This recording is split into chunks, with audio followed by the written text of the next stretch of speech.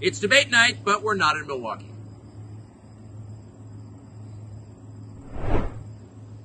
Mr. President, thanks for joining us. Thank you. Why aren't you at the Fox News debate tonight in Milwaukee? Well, you know, a lot of people have been asking me that, and many people said you shouldn't do them, but you see the polls have come out, and I'm leading by 50 and 60 points. And, you know, some of them are at 1 and 0 and 2. And I'm saying, do I sit there for an hour or 2 hours, whatever it's going to be, and get harassed by people that shouldn't even be running for president? Should I be doing that?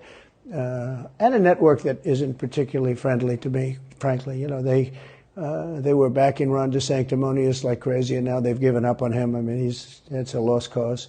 It reminded me very much of 2016. You know, in 2016, I went through the same stuff and had to fight them all the way, and then they became very friendly after I won, or just about when I was winning. But I just felt it would be more appropriate not to do the debate. I don't think it's right to do it. If you're leading by 50, 60, I have one poll, I'm leading by 70 points, and I'm saying, why am I doing it? And I'm going to have 8 people, 10 people, whoever made the debate, I don't know how many it is, but I'm going to have all these people screaming at me, shouting questions at me, all of which I love answering, I love doing, but it doesn't make sense to do them. So I've taken a pass, as you probably noticed. Well, I did. I'm grateful that you did. It's interesting, though, because you spent a lot of your career in television. Yeah. You had a top show in television on NBC. But you don't feel the need now running for president to do television, obviously. Do you think television is declining? Well, according to a poll that I guess we just saw, it just came out where it's down like 30, 35%, but I think they were referring to cable. I think cable's down because it's lost credibility. MSNBC, or as they say, MSDNC, is so bad. It's so wrong what they write and what they do and what they say. It's, you know, it's fake news, as I said. I think I came up with that term. I hope I did, because it's a good one. It's not tough enough anymore. It's corrupt news. You know, really what you do is call it corrupt news, but somehow that doesn't play as nicely. But it is corrupt news. So you have MSNBC and you have CNN, who's absolutely doing no ratings at all. I mean, they're dead. But they're doing none because they don't have credibility. They really don't have credibility. Fox is way down, as you know. And the good old days are long ago. I will say this, it could come back, but they just don't have a lot of credibility. Tucker, you know that perhaps better than anybody. I think it was a terrible move getting rid of you. You were number one on television, and all of a sudden we're doing this interview, but we'll get bigger ratings using this crazy forum that you're using than probably the debate or competition. When you say there are people on stage who shouldn't be running for president, who do you mean? Well, I don't want to really use names, but it wouldn't matter too much. A guy like, I call him Ada Hutchinson. It's Asa, but I call him Ada. Why do you call him Ada? You know, I could tell you, but I don't want to get myself in a little trouble. But he's weak and pathetic, and he was, I never understood the guy, never knew him. He was the governor of Arkansas, not a very popular guy. I don't know how but that state is such a great state. The people are so incredible in that state, and they love me and I love them. How does this guy get elected governor of Arkansas? But he's nasty always, and has been. A guy like Chris Christie, the guy left with a 8%, think of it, 8% approval rating in New Jersey. Now he's running for president, and he runs solely on the basis, oh, let's get Trump. He's like a savage maniac. He's like a lunatic.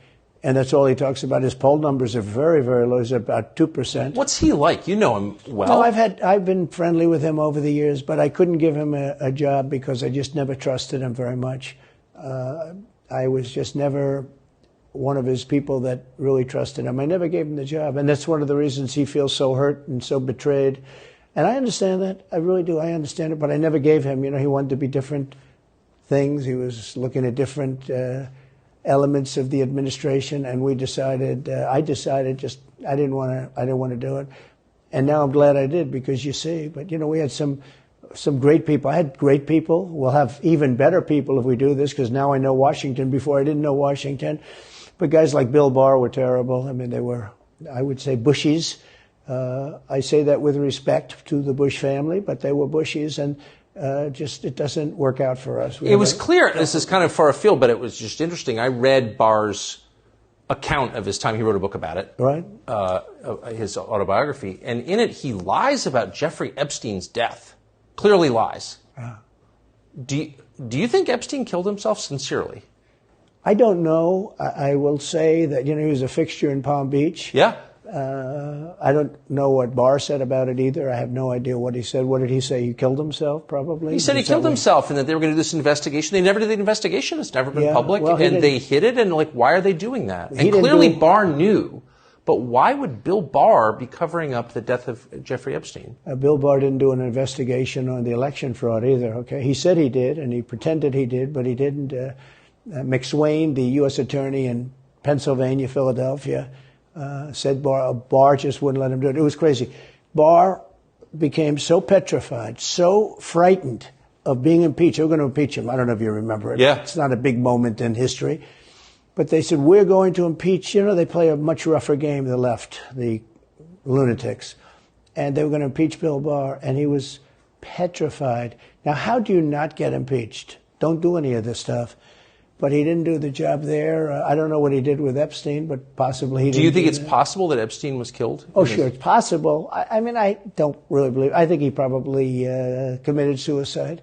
He had a life with, beautiful homes and beautiful everything, and he all of a sudden he's incarcerated and not doing very well. I would say that he did, but there are those people. There are many people. I think you're one of them, right? But a lot of people think that he was killed. He knew a lot on a lot of people. He was killed. You think so? I think the closer you look, I'm not a conspiracy person at all. I believe everything I hear. But yeah, the closer you look into it, I mean, the Attorney General of the United States, your Attorney General, clearly lied about the Epstein death. Yeah, and he was. Why? He was certainly. It wasn't well done. They had no cameras. They had no anything. Everybody was sleeping, and a case could be made. Look, I'm not going to get involved in it, but I can tell you a case could be made either way. But it certainly wasn't the most well-run place. So the reason I'm asking you is I'm looking at the trajectory since 2015 when you got into politics, for real, and then won. It started with protests against you, massive protests, right. Organized protests by the left, and then it moved to impeachment twice, right? And now indictment. I mean, the next stage is violence. Are you worried that they're going to try and kill you? Why wouldn't they try and kill you, honestly? They're savage animals. They are people that are sick, really sick. You have great people in the Democrat Party. You have great people that are Democrats. Most of the people in our country are fantastic, and I'm representing everybody. I'm not just Republicans or conservatives. Right. I represent everybody. I'm the president of everybody.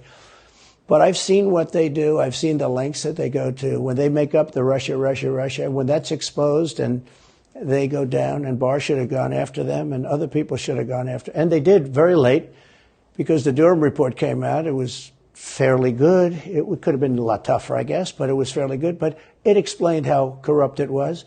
I'll tell you who did a great job was the Inspector General Horowitz. He did a phenomenal report. You didn't have to go to Durham. He did it on Comey and on, I guess, McCabe and some others, and it was a vicious, it was basically a true report, how bad they are.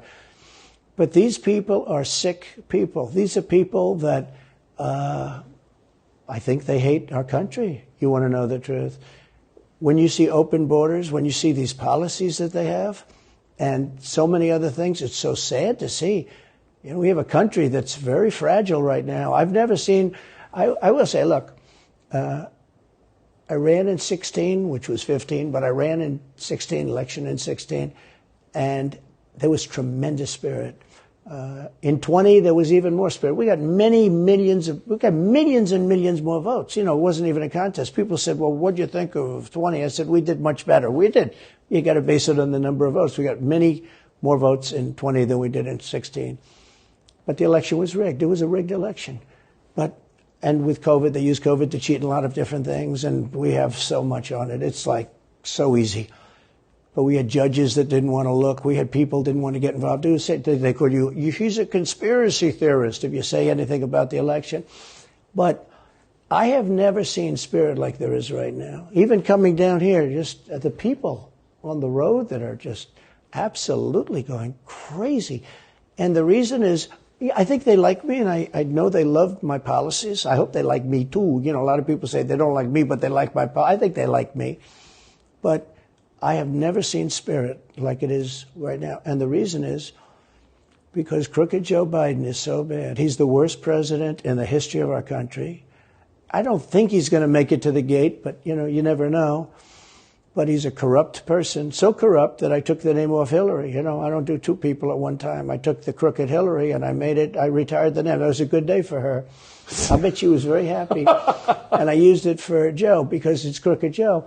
But Joe is really... But you don't think he's going to make it to November of 24? Well, I think he's worse mentally than he is physically. And physically, he's not exactly a triathlete or any kind of an athlete. You look at him, he can't walk to the helicopter. He walks... He can't lift his feet out of the grass. You know, it's only 2 inches at the White House, right? That's not a lot.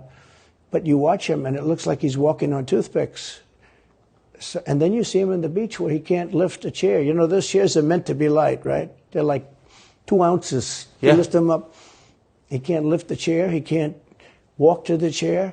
And I don't know what they're doing with the beach. You know, this beach is seeming to play a big role, but they love pictures of him on the beach. I think he looks terrible on the beach. Looks terrible on the beach. Skinny legs. Well, he can't walk through the sand. You know, sand is not that easy to walk through, but when he walks through it, he can't walk through the sand. And there's somebody in there that thinks he looks fabulous at the beach. I think he looks horrible at the beach. Plus, the beach doesn't represent what a president's supposed to be doing. You're supposed to be working. You're supposed to be getting us out of that horrible, horrible war that we're very much involved in with Russia and Ukraine. You could do that. You could do that very easily. I believe you could do that I don't believe he could do it because he's just incompetent. But that's a war that should end immediately, not because of one side or the other, because hundreds of thousands of people are being killed. Can you imagine you're in an apartment house and rockets are going into that building and blowing it up and knocking it down? And why should anybody, human beings, these are human, whether they're Russian or Ukrainian or whatever they are, it's got to be stopped. And it can be stopped very easily. It would have never started. If I were president, it would have never started. So back to Biden, I'm interested. So you think he's failing? He obviously is failing. I think it's clear to everybody. But that would make Kamala Harris the candidate? Well, not really. I mean, I guess they'd have maybe a free-for-all. A lot of people say she has to remain for certain reasons, the candidate. She has to. I don't think that's true, actually. I don't think that other people would stand for it. She has some bad moments. Her moments are almost as bad as his. I think his are worse, actually. Yeah. But she seems pretty senile, too. She speaks in rhyme. It's weird. It's weird. But she has bad moments. And in rhyme? What do you... Well, the way she talks, the bus will go here and then the bus will go there because that's what buses do. And it's weird. The whole thing is weird. This is not a president of the United States future. And I think they probably have some kind of a primary and other people will get involved. Newsom, right? Could be. I mean, I always got along well with him, believe it or not. But could be him, could be somebody else. He's got a big load on his shoulders because you look at California, what's happened. But I don't know if the American people really, the people that vote for him, I don't even know if they care. You look at so many of the things that are going on, and people don't seem to be. In the old days, if you had a bad record, it meant a lot. Today, if you have a bad record, it doesn't really mean anything. He looks good. He's a nice-looking guy, speaks well. But Biden, every time you watch him talking, it's like he's walking on eggs. You're waiting for him to collapse. And he almost always does. And I got to know the leaders of all of the countries, essentially, but the big ones. And the bigger, the tougher the leader. It's like sort of, I guess maybe that's the way it's supposed to be. But I got to know President Xi of China and Putin and Kim Jong-un, North Korea. Did a great job with North Korea, kept us out of a nuclear war. We would have 40,000 dead soldiers right now. They'd drop a nuke right on top of the military base. But we have 40,000 soldiers over there. And I did great. I got along with him great. That's a positive. The press said, he said nice things about Kim Jong-un. I also said horrible things at the beginning. Horrible enough that he wanted to talk. And we talked and we met in Singapore. We met actually twice. And we had unbelievable meetings. I know him very well. We were in great shape with him. What do you think he and Xi and Putin think of Biden? I think they can't believe it. I think they probably say this is some kind of a system. They had great respect for our country. They respected me. They had great respect for our country when I was there. Every one of them. Look, if you go to North Korea, you take a look at what happened. You know, the Olympics was dead. South Korea spent billions on the Olympics. Nobody was going to go. They didn't want to get blown up. They called me and they said, we are going to let the Olympics proceed. This is North Korea. I said, you should go into the Olympics. Put your athletes in. It wasn't like, they were big on athletes because, famine. But they went in and they actually participated. And within about 2 days, the entire thing was sold out. And if it wasn't me, that would have never happened. But I got along very well with him, and that's a positive thing. He does have massive nuclear power, by the way. And if Hillary would have gotten in, or if the Obama thought process continued, it would have been a nuclear war, absolutely, with North Korea. He was expecting to go into a war, and it would have been a nuclear war. So do you think the rest of the world looks on at Biden and thinks someone else has got to be running the government? Well, somebody else has to be. I don't think he's capable of doing anything. Look, when I debated him, I said, how come, and this was in front of probably not a friend of yours, Chris Wallace. He was the moderator. Not a friend. I said, why is it he wants to be Mike, but he doesn't have the talent? It's one of those bitchy little man. He wanted to be his father, but he didn't have the talent of his father was great. His father, little fussy man. His father interviewed me in 60 Minutes. It was actually a 10. Can you believe it? No, I totally believe his father had talent, at least. I may have been the only guy that he gave a good 60 Minutes to. He was rough. Really? His father was tough. He was great, though. He was great at what he did. But Chris Wallace was so upset. He was guarding this guy who wouldn't do a show, by the way. He wouldn't do. I figured I didn't mind Chris Wallace because Biden wouldn't do a show. And it was very obvious. He kept asking him and asking, but he wouldn't do the show. So I figured he's got to like me. But he came from a different planet. But remember when I asked the question, why is it that the mayor of Moscow's wife is allowed to give you $3.5 million? Don't forget, that was brought up. Now it's brought up all the time, but that was brought up by me long before anyone ever heard of it. I said, the mayor of Moscow's wife giving you $3.5 million. What did you do to deserve $3.5 million? To Biden. And Chris Wallace said, this has nothing to do with the debate. I mean, he got in the way of the question. No, it was crazy. And I said, well, wait a minute. He got $3.5 million from the mayor of Moscow's wife. Now, people forget that, but if you go back and take a look, you will see. And Chris Wallace didn't want me to ask that question. I said, I think it's a very appropriate question. It turned out to be much more appropriate than people thought. Amazing. So do you have a preference in, assuming you're the Republican nominee and all goes as you plan it to go, do you have a preference in who you run against? In many ways, I'd love to run against him because his record's so bad. It's still horrible when you look at inflation and everything else, but others also have very bad records. I mean, California's a bad record, so, should it be Gavin or should it be somebody else?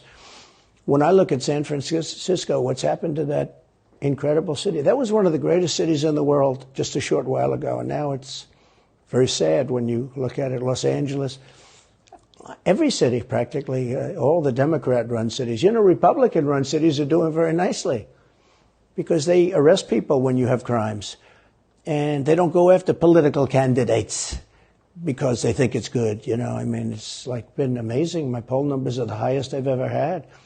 But because people understand it. Can I just ask you, that gets back to my original question. So if the protest didn't work, you got elected anyway. Yeah. Impeachment didn't work twice, obviously. Indictment is not working. Your poll numbers go up. When they raided Mar-a-Lago in August of last year, your numbers went up. They can indict you 20 times, and you're not going to lose the Republican primary because of that. Well, it makes it look even more ridiculous. I mean, the 4 indictments, and maybe there'll be more. I don't know. These people are crazy. But they're counterproductive. So if you chart it out, it's an escalation, is what I'm saying. Yeah. So what's next? After, try to put you in prison for the rest of your life, that's not working. So, don't they have to kill you now? I think the people of our country don't get enough credit for how smart they are. And I'm not sure I would have said this 10 years ago, but they get it. They really get it. When somebody gets indicted, your poll numbers go down. When somebody gets indicted, you announce, ladies and gentlemen, I'll be leaving to spend time with my family and to fight for the rest of my life on this stuff. But you're out of politics. I got indicted 4 times. All trivia, nonsense, bullshit. It's all bullshit.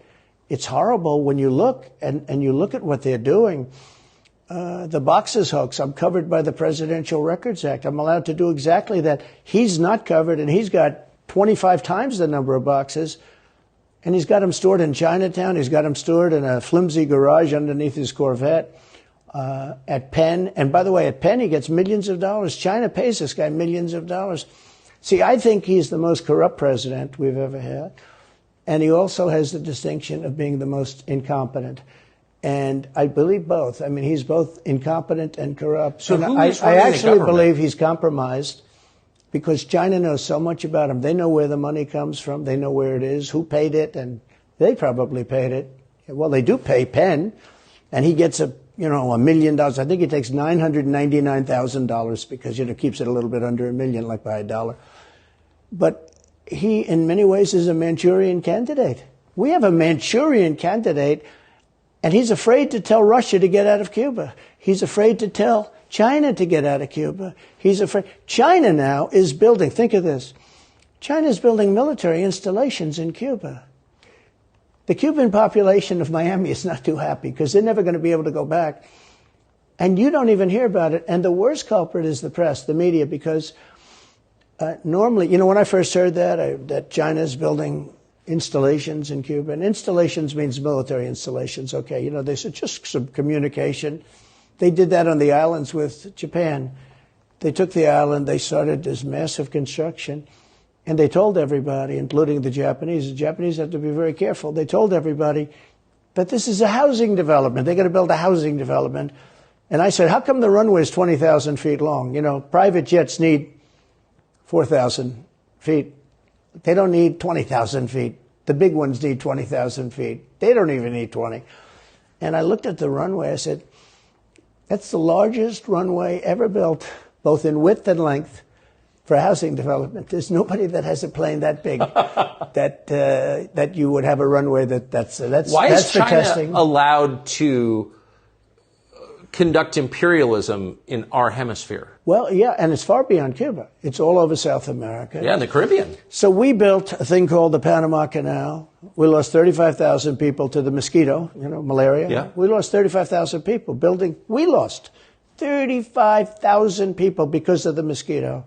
Vicious. They had to build under nets. It was one of the true great wonders of the world. As he said, one of the 9 wonders of the world. No, it was one of the 7. It happened a little while ago, It says 9 wonders of the world. You could make 9 wonders. He would have been better off if he stuck with the 9 and just said, yeah, I think it's 9. But this is one of the true 7 wonders of the world. And you take a look at the Panama Canal. It was such an incredible engineering marvel. We sold it under Jimmy Carter. We sold it to Panama for $1. The following day, they quadrupled the amount of money that ships had to pay to get across. They didn't lose one ship. And now they've made it much bigger, and now they've widened it. They've doubled it, right? They've more than doubled it. And it's one of the most profitable things. Any time it's just incredible, right? We gave it away for $1. China now controls it. They actually control the Panama Canal. They run it. They control it. And we shouldn't let that happen. And we can't let China be in Cuba. And they'll get out. If I'm president, they'll get out. Because I had a very good relationship with President Xi, but he respected this country. He respected me. And he'll get out. And we can't let them run the Panama Canal. We built the Panama Canal. Should have never been given to Panama. We should have had it. But we gave it for $1. Think of it. They quadrupled. In one day, they lifted the fees, which are, pretty big, for these massive ships to go through, right? Rather than going around the Cape and through all the tremendous storms, such beauty, it's beautiful stuff. But you didn't want to get caught in those storms. Those were storms that wiped out the biggest ships. And we go through the Panama Canal, we built it, and we gave it away for $1. Think of that. How stupid are we? We have done the stupidest things in this country. And now we have a president that can't put 2 sentences together, can't speak, can't walk, can't talk. I don't think he gets to the starting gate, but these people do miracles. I mean, he ran out of his basement, and you got away with that one because of COVID, so he sort of got away with it. They cheated on the election. But you have people that are very smart, but they're fascists and they're radical left lunatics, and they're destroying our country with the all-electric cars and the windmills all over the place, which, by the way, don't work, and they're all, most of them made in China. For the most part, they're made in China. Germany a little bit, but China. But you look at what's happening to our country, even no voter ID. I mean, why don't they want voter ID? There's only one reason they don't want voter ID, because they want to cheat. I mean, who doesn't want, the Democrat convention, the last one, they had voter ID that was this big. It looked like a prison card, this big on their chest. You walked in, they had your picture, your this, your fingerprint. They had everything. The most incredible voter ID I've ever seen. That was to get into the Democrat National Convention. But to get into vote, if you buy groceries, if you buy practically anything now, you have ID on a card, credit cards or otherwise. But don't you think it's racist to have to show your ID? Well, they probably say that. They use anything not to show ID, because voter ID is pretty simple. And we could go back, and we should go back to all paper ballots, voter ID, same-day voting. France did it. France had mail-in ballots, and it was terrible. Anytime you have mail-in ballots, you're going to have massive cheating on your elections. Anytime, but not just the presidential election. Anytime you have... Isn't that the whole point of them? Yeah. So you can cheat? Oh, yeah, sure. It's the whole point. That's their whole point. They want to cheat, yeah. They have to cheat because their policies are so bad that if they didn't cheat, they couldn't get elected. Who wants open borders? Who wants high taxes? Who wants high interest rates? Who wants to not be able to use a gas stove or have to drive an electric car, which, you have a 4-hour drive, but the car only goes an hour and a half, so you have to charge it? The happiest moment for somebody in an electric car is the first 10 minutes. In other words, you get it charged, and now for 10 minutes. The unhappiest part is the next hour, because you're petrified that you're not going to be found another charger. People, I'm saying, I'm not knocking electric cars, they're fine. They're fine. But if people want to buy a gasoline car or a hybrid, hybrids are pretty good, actually, but they should be allowed to buy. They don't want to do any of this. So right now, California's in a big brownout because their grid is a disaster. The grid all over the country is sort of a disaster, but the grid in California.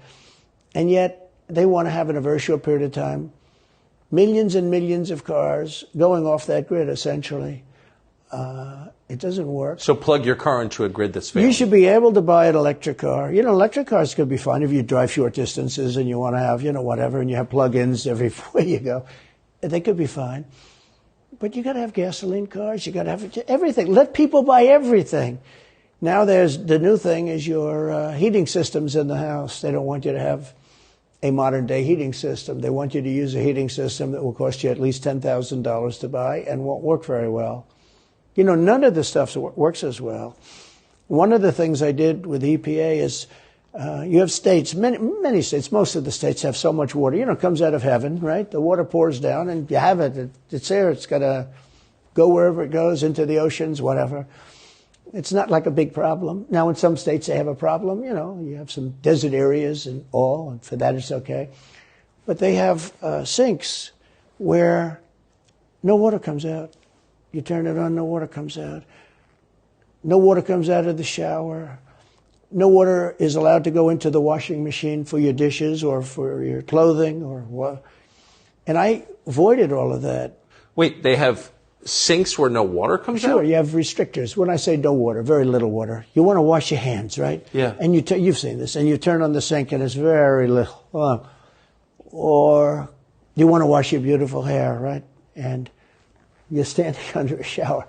Then the suds never go. The water comes out very slowly. I'm sure you've seen this. It usually takes place in new hotels and new homes. Yeah, you take a drill and take the they have limiter out. Well, you can, but now they make it so you can't do that so easily. They have a restrictor. It's called a restrictor, and it restricts the water from coming out.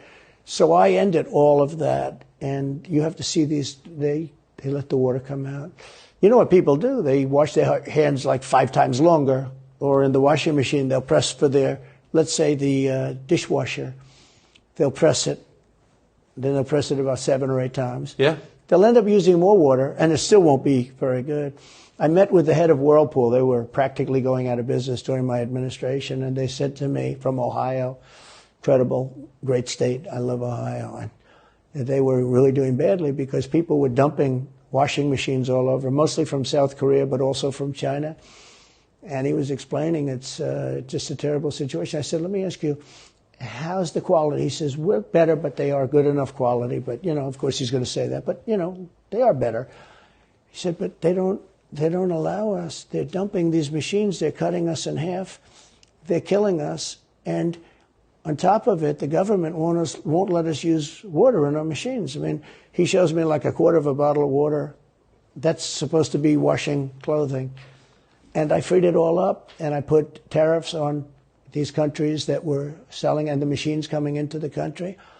And that company went from all the washing machine companies, they make washing machines, they make dryers, they make all of the different machines that do this kind of work, including dishwashers.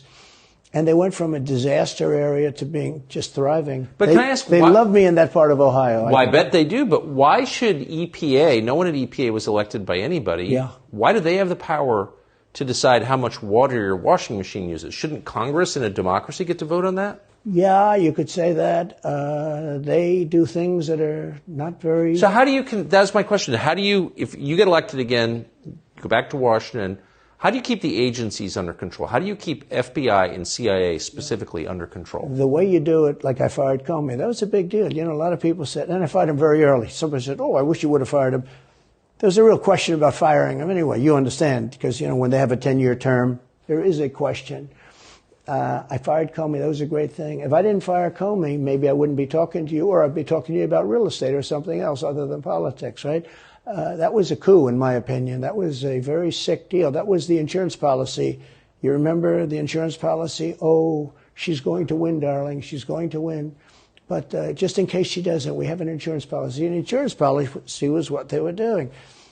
And we caught them with that. That was a very important tweet or whatever it was, text. It was a big deal. That was a big deal. The insurance policy.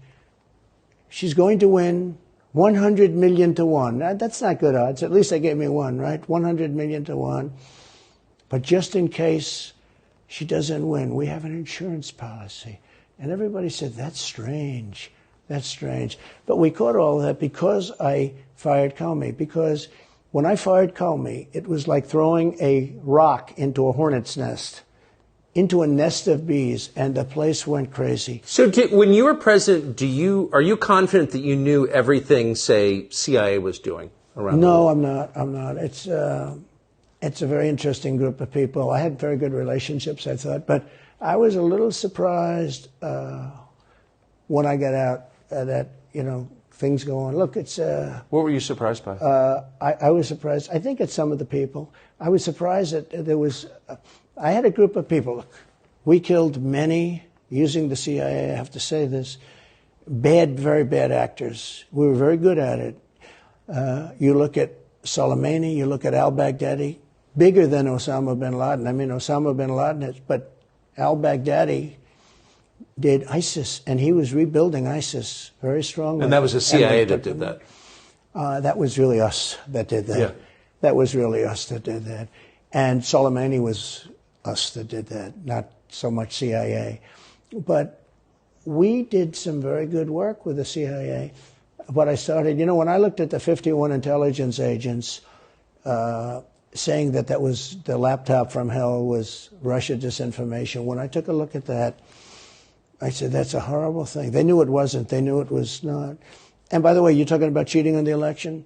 McLaughlin and Fabrizio, great pollsters, they said a thing like that plus other things meant anywhere from 10 to 17% of the vote would change. Whatever happened to Mike Pence? You've always been nice to Pence. I've never heard you criticize Pence. You've defended him in public many, many times. He's out there attacking you. What is that? So Mike wants to run for president. You got to understand, in my opinion, Mike Pence had the absolute right to send the votes back to the legislatures.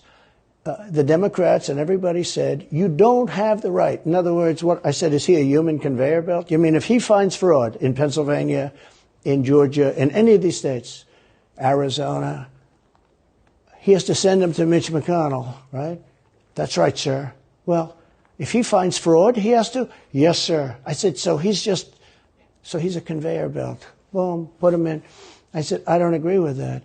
And we had some lawyers, not all, we had some lawyers that said, no, you do have the right to send them back to the legislatures to be rechecked. Because if you looked at what went on in Wisconsin, who, by the way, now agree with me, Wisconsin has been virtually, other than the fact they're not allowed to do anything statutorily.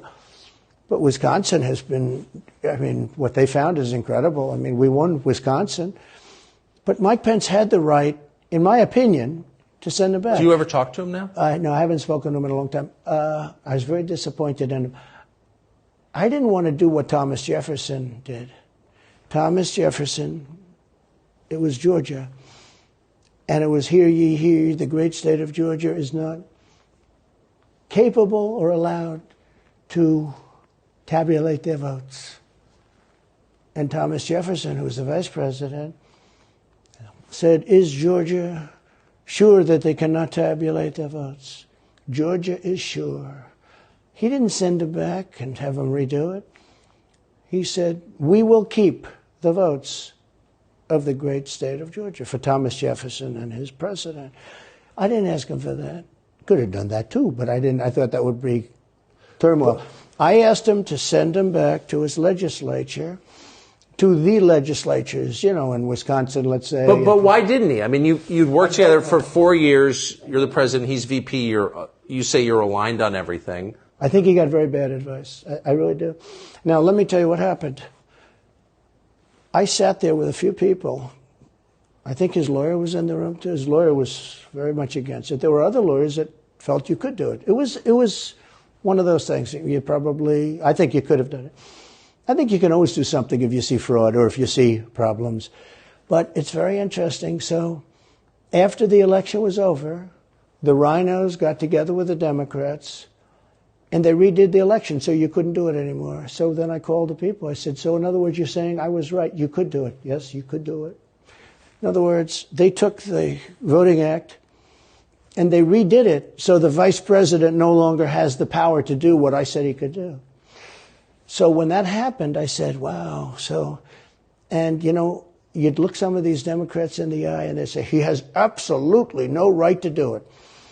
And immediately after the election, they met rhinos, could name them all, and Democrats, and they approved legislation that takes away the right of the vice president to do it. So I said, so you're saying I was right.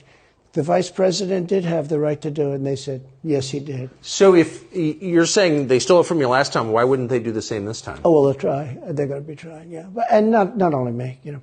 Look, DeSantis is out. I think he's gone. So he was at a level. People have figured him out. He's gone. But if somebody else got in, other than me, they'll go at him just as viciously as they did me. These people are sick. They will go after them. And a lot of people say they won't be able to hold up. I do get credit for holding up quite well, I must tell you. I think it's... How do you do that? How do you get indicted, you know, every week and stay cheerful? I think it's a lot easier because I'm so high in the polls, because it means the people get it. The people see it's a fraud. The people see it. Like this horrible district attorney from just a little while ago, from essentially Atlanta, that's Fulton County. She said, basically, I don't have any right to challenge an election. Well, what about Stacey Abrams? What about Hillary Clinton? What about all of these Democrats that are still challenging my election? The same people that are saying he's challenging an election challenged my election. And they did it with slates. They did it with all sorts of things. They were very bad about it. But basically, they're suing me, and they're saying, you don't have any right to challenge it. If you challenge an election, we're going to indict you and put you in jail. So what they're doing is they've weaponized, and don't kid yourself, the DOJ and Biden and the whole group, they're watching all of this stuff. They love the local stuff. You know, the DA in Manhattan. Not only that, they put one of the DOJ top people into the Manhattan DA's office to run things. They don't even have a case against me. It's not even a case. Everyone says, even the Democrats say, you can't bring these cases. You have no case. The Attorney General or the District Attorney, Fannie Willis, in Atlanta, she's getting killed. Basically, she's saying Trump doesn't have the right to criticize an election. But you've been around long enough now. You've seen many elections criticized. I mean, Hillary Clinton goes crazy. Every time she talks, she says, he's not the president. Jimmy Carter said, he's not the president.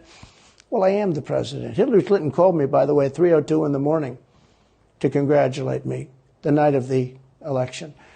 Did her voice crack? Well, her voice was it's very different, I will say. I won't get into that. But what do you mean? Her voice was very different. Don't forget, they were all celebrating at 5 o'clock in the afternoon. And I came home and I said, I think we won. I felt we won because the rallies are so big. We'd go to Wisconsin and we'd go to Georgia. We'd go to different states. In Michigan, we'd have rallies. In Pennsylvania, we had 58,000 people in Butler. And I said, how are we losing this? How do you have a rally where you have from 50 to 100,000 people, many of them? I did 7 a day for a couple of days. That's a lot. These are big rallies, too. And I didn't hold back. I didn't say, let's make them let's do abbreviations, right? But they challenged the stuff. Yeah. Hillary called me up and conceded. Now, the word is that Obama said you have to do that. But she called up and totally conceded. But now, every time you see her on television, she's saying, she's challenging the election. Do you think... So that would mean that she should be indicted, but that would mean also that Stacey Abrams in Georgia should be indicted because she still thinks she won the election for governor. She still thinks that. She's never recanted. And do you think Stacey Abrams will be indicted for that? No, of course not. She won't be. The Democrats don't get indicted for things like that. They don't get impeached. No, it's a different thing. With that being said, yes, I had great support when they did impeachment hoax number 1 and impeachment hoax number 2. Jim Jordan, the House was fantastic. And actually the Senate was very good for me, other than, Mitch McConnell. I think it's too bad I endorsed him. He was begging. He was going to lose that race, and I endorsed him, and he ended up winning the race because of my endorsement. He was down. He was going to lose to Amy McGrath. She was $90 million in cash, all set to go. She was leading by 3. He was going down. I did him a favor, and then 3-4 months later, he really wanted to impeach me. He's a bad guy. But if you look at what's going on politically, it's so interesting. The level of loyalty is different in politics than it is in normal life, I will say. With that being said, I've had great loyalty also. But the House was fantastic. The Senate was very good. They overrode Mitch McConnell. Mitch McConnell, in my opinion, was trying to get senators to impeach me, especially for the second one. And on the first one, he acted very, very slow. He should have gone much faster. But Mitch McConnell wanted to, and the senators went up to him, guys that are subservient to him because he gives money. He gives them money. He gives them a lot of money. He raises some money and he gives it to them, and therefore they do what he said. That's the only form of leadership he's got. So last question. If you're elected president again, what's your number 1 priority? When you ran last time, you said, I will build a wall. This time, your bottom line top promise to the country. So you can do numerous things at the same time. Of course. But let's say number 1 is a border and taking hundreds of thousands of criminals that have been allowed into our country and getting them out and bringing them back to their country, Guatemala. By the way, not only the 4 countries that we think of as neighbors, all over the world. Last month, we had 149 countries represented. Think of it. We had 149 countries represented, Tucker, from places that many people never even heard of, coming into our country. And they're coming in from mental institutions, and they're coming in from prisons. They're emptying out their prisons all over South America. They're emptying out their mental institutions. Terrorists are pouring into our country. We have no idea. I had the strongest border in the history of our country, and I built almost 500 miles of wall. They like to say, oh, was it less? No. I built 500 miles. In fact, if you check with the authorities on the border, we built almost 500 miles of wall. And I had another 200 that I was going to build. It's like water. It seeks. And we're going to build another 200. We built it. It was all set to go. All they had to do was install it. It would have taken 3 weeks. And that's when I found out. I said, I think these people actually want open borders. The first thing I would do would be I would seal up the border good and tight, except for people that want to come in legally. Do you think we're moving towards civil war? There's tremendous passion and there's tremendous love. January 6th was a very interesting day because they don't report it properly. I believe it was the largest crowd I've ever spoken before. And some of the crowds I've spoken before. And like July 4th on the Mall. I think they had 1 million people there. But I think that the biggest crowd I've ever spoken before was on January 6th, and people that were in that crowd, a very, very small group of people, and we said patriotically and peacefully and patriotically, right? Nobody ever says that. Go peacefully and patriotically. But people that were in that crowd that day, very small group of people went down there, and then there are a lot of scenarios that we can talk about. But people in that crowd said it was the most beautiful day they've ever experienced. There was love in that crowd. There was love and unity. I have never seen such spirit and such passion and such love. And I've also never seen simultaneously and from the same people such hatred of what they've done to our country. So do you think it's possible that there's open conflict? We seem to be moving towards something. I don't know, because I don't know what it, I can say this. There's a level of passion that I've never seen. There's a level of hatred that I've never seen, and that's probably a bad combination. Donald Trump, thank you. Thank you very much. Very much. Thank you. That is a bad combination, by the way. Bad combination. Thank you.